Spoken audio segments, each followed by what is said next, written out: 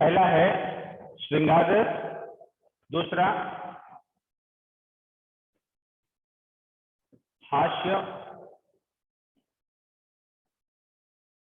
करुण,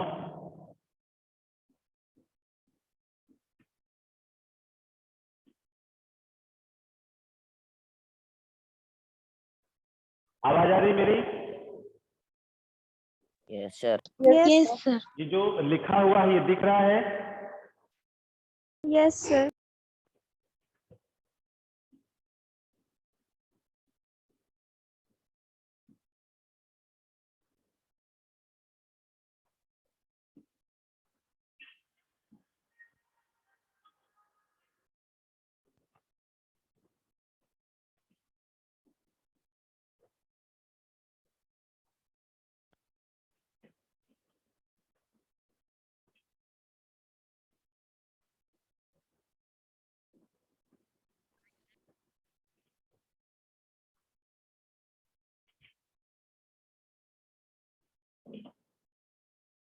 एक, दो, तीन, चार, पाँच, छः, सात, आठ, नौ, 10। एक और बच्चा। अद्भुत।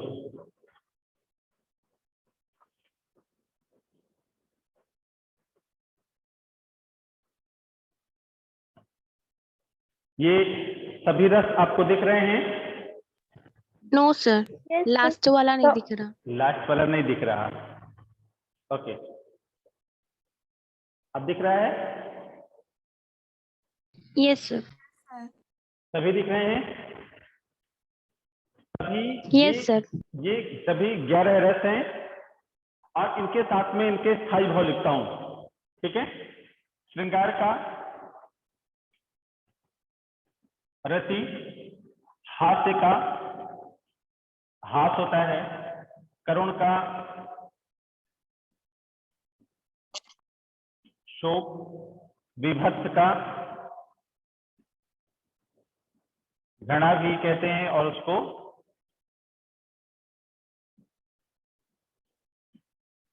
जुगुप्सा। ठीक है? वीर का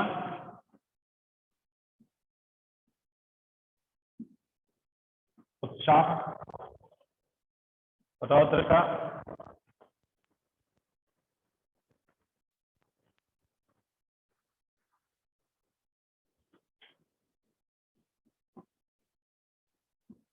क्रोध, भयानक का भय, शांत का निर्वीक, वात्सल्य का वात्सल्य,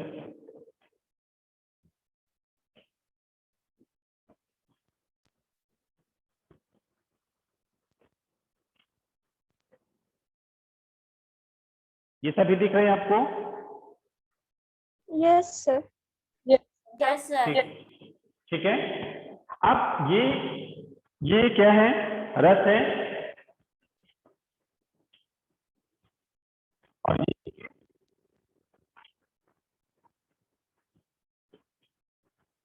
स्थायी भाव है। कल हमने जो चर्चा की थी मैंने बताया था 11 रस और उनके ये 11 स्थायी भाव। ये स्थायी भाव जो 11 हैं ये हमारे हृदय में स्थायी रूप से बहते हैं। जिस प्रकार की कविता हमने पढ़ी, जिस प्रकार का भाव हमारे सामने प्रकट हुआ, उसी प्रकार के ये भाव हमारे हृदय से उत्सर्जित होते हैं, प्रकट हो जाते हैं। ठीक है? अब आते हैं रस के अंगों पर।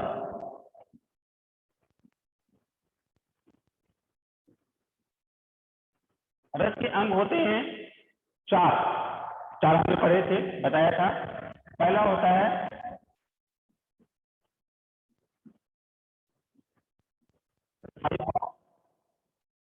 दूसरा विभाव, तीसरा अनुभव,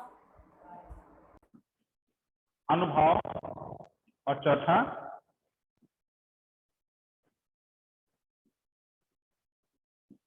संचारी भाव। विभाव के 2 भेद हैं अलग अलग।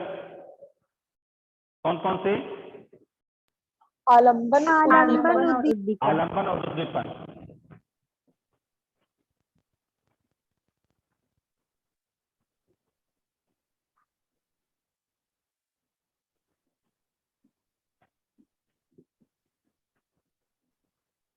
ठीक है, आलंबन को फिर दो भागों में बांटा गया, आश्रय और विषय।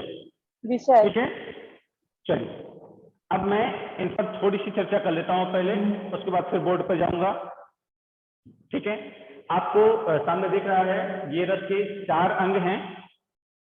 स्थायी भाव ये मैंने बताया, जो लिखे आपके बोर्ड के सामने, बोर्ड में दिख रहे हैं। ये सारे स्थायी भाव हमारे हृदय में परमानेंट स्थायी रूप से विद्यमान रहते हैं। जिस प्रकार का भाव प्रकट हुआ उसी प्रकार के भाव हमारे हृदय से प्रकट हो जाते हैं। ठीक है, दूसरा है विभाव। विभाव में विभाव के 2 भाग हैं। विभाव किसे कहते हैं? विभाव, आवाज आ रही है बच्चों?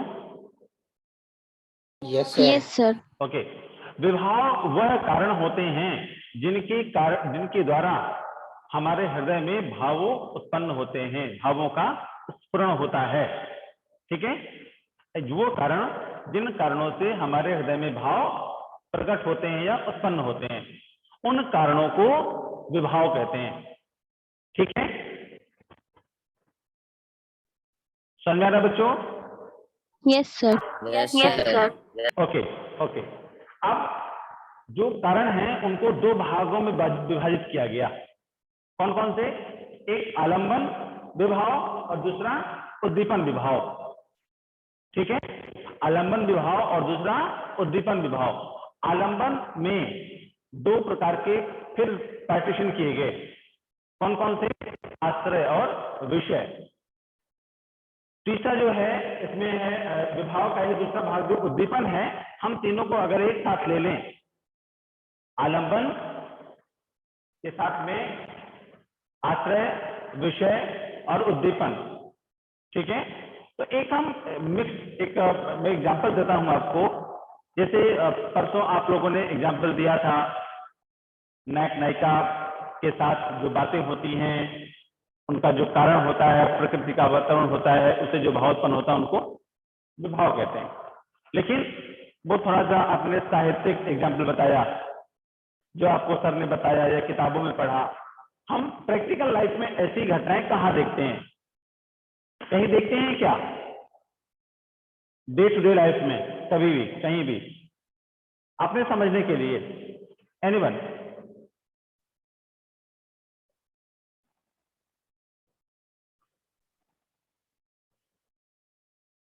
आयुषी? Yes sir. हाँ, बोल रहे हो कुछ? Yes sir. हाँ बताओ। Yes sir. Sir daily life में भी देखते हैं, जैसे कि मतलब जैसे हमारा रूम गंदा था तो मम्मी ने बोला कि मतलब कि रूम साफ कर लेना, तो मम्मी कहीं चली जाती है, बट फिर मम्मी आती है वापस, सब भी देखती है कि रूम मतलब गंदा ही रह गया। तो फिर मम्मी को देख करके जो हमारे अंदर जो रस उत्पन्न होगा वो होगा भयानक रस, हमें उनसे डर लगेगा, हम आश्चर्य हो जाएंगे, मम्मी विषय हो जाएंगी, और रूम का गंदा होना वो विभाव हो जाएगा, मतलब उद्दीपन हो जाएगा। उद्दीपन हो जाएगा। ठीक है, गुड।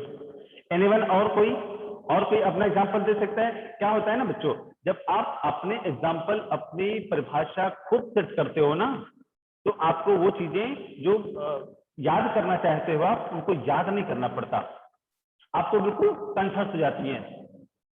ठीक है, क्योंकि आपने खुद बनाई है। एक एग्जांपल कोई और कोई बता सकता है?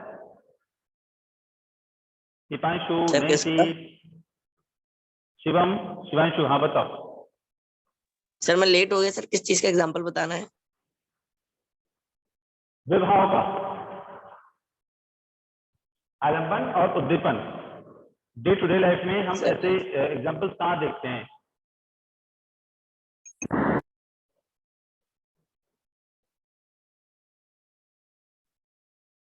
ओके, चलिए मैं एक एग्जांपल बता देता हूं। कितने लोग क्रिकेट देखते हैं? क्रिकेट पसंद है? Sir yes sir. काफी लोगों को पसंद होगा। तो अभी बताइए, क्रिकेट में एक दर्शक होता है, एक खिलाड़ी होता है और एक उसका खेल होता है। समझ में आ रहा है?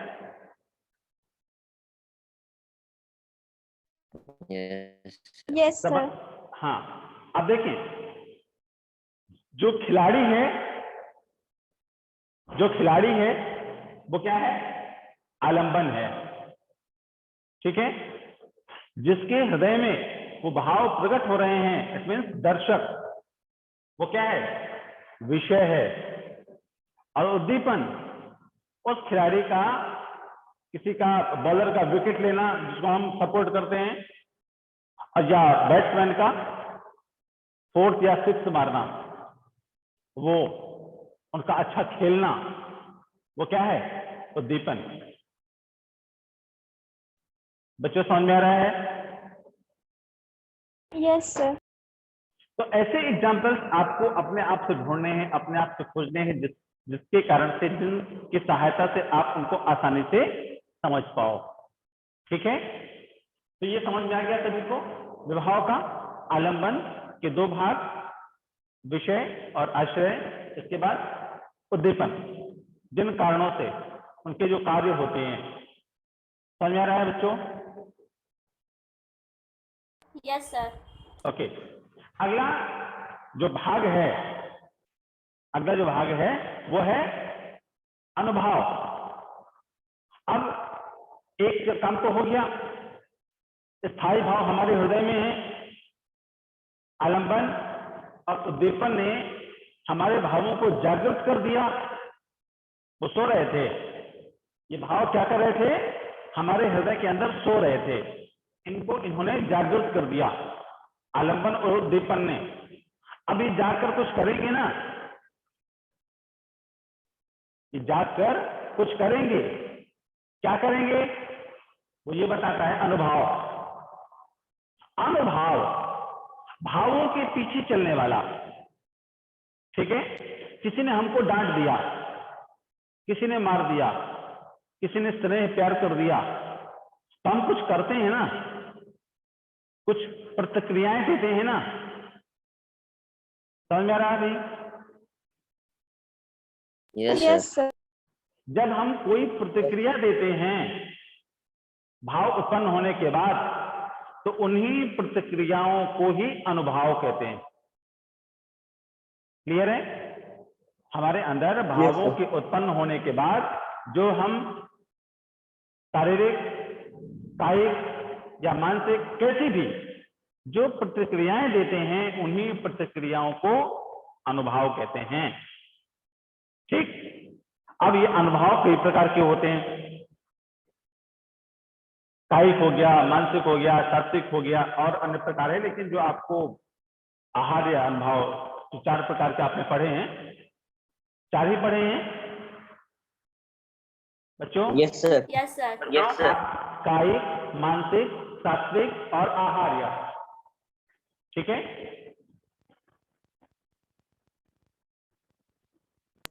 यस।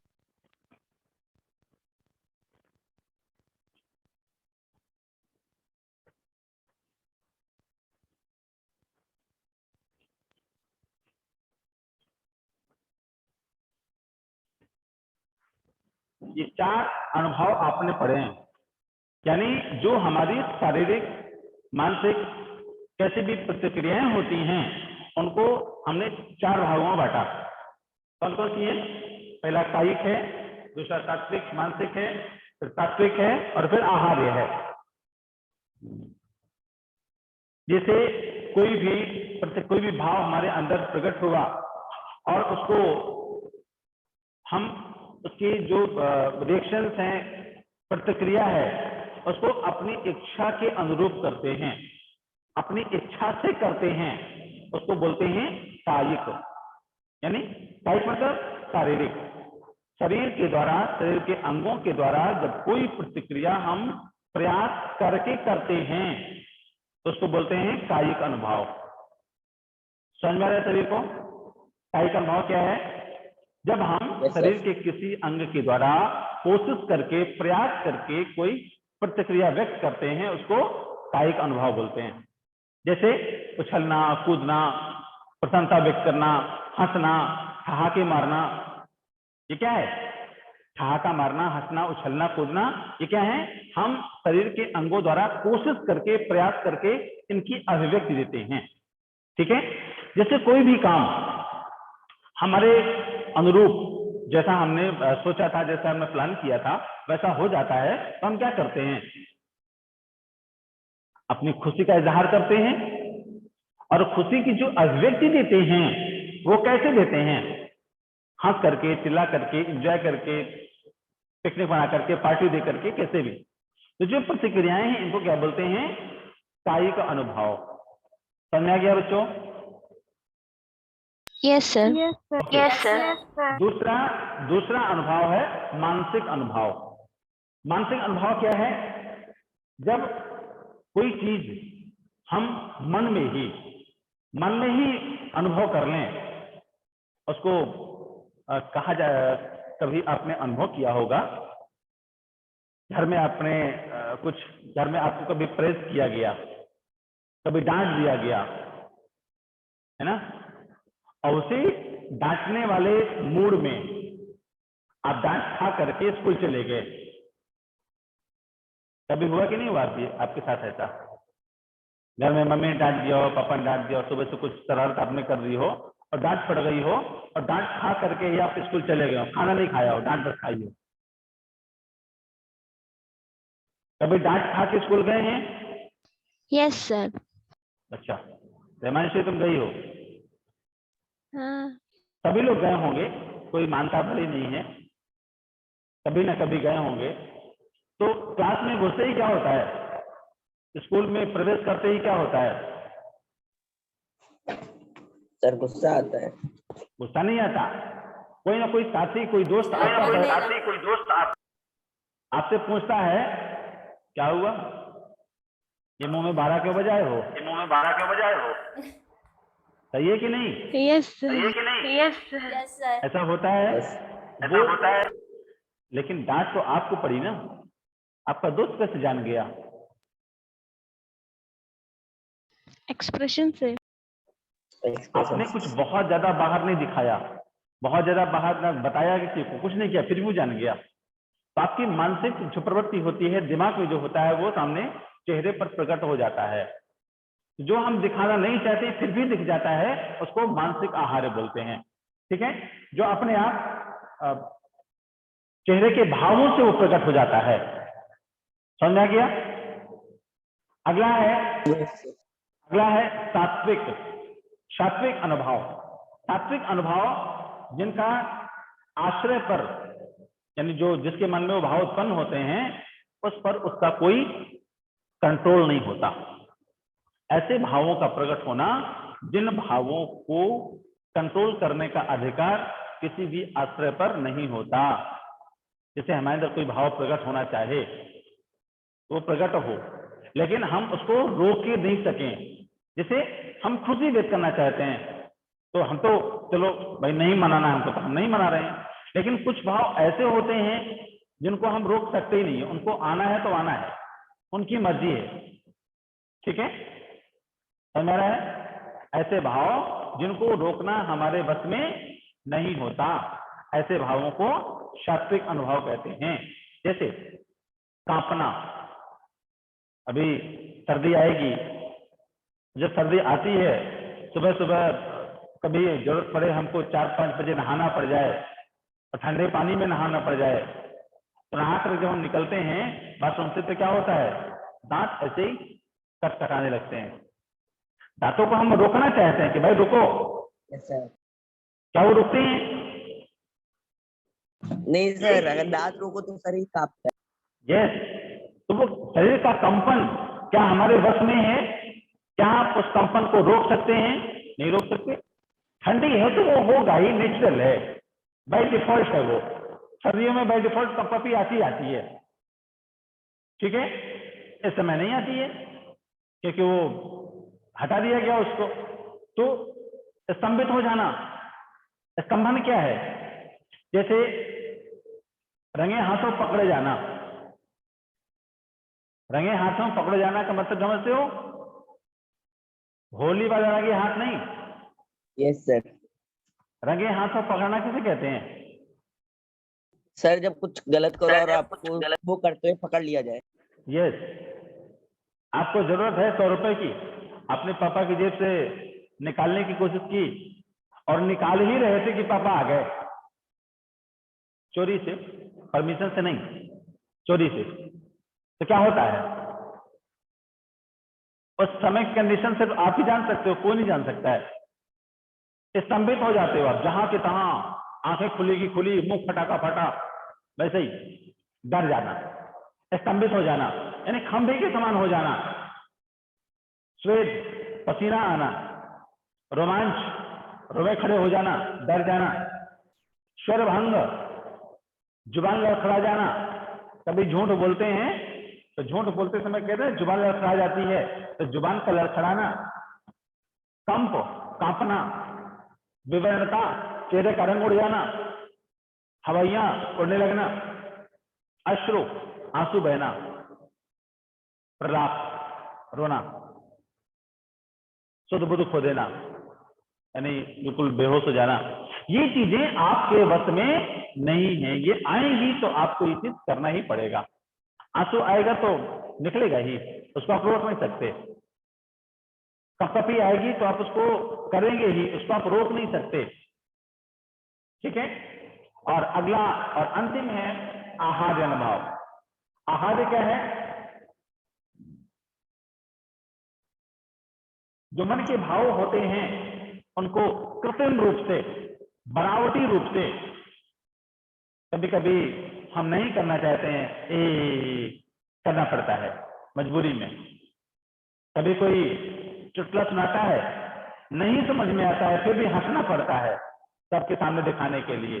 तो जब हम कोई भाव कृत्रिम रूप से उनकी भावों को प्रकट करने के लिए कुछ प्रयास करते हैं, कोशिश करते हैं, उन अनुभवों को आहार्य अनुभव कहते हैं। अनुभव सबको समझ में आ गया? कोई डाउट हो तो बताएं।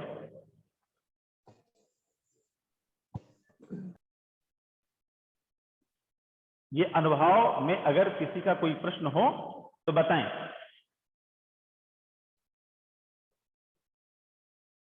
No one have any doubt? मेरी आवाज आ रही नो है? सर। Yes sir. ओके।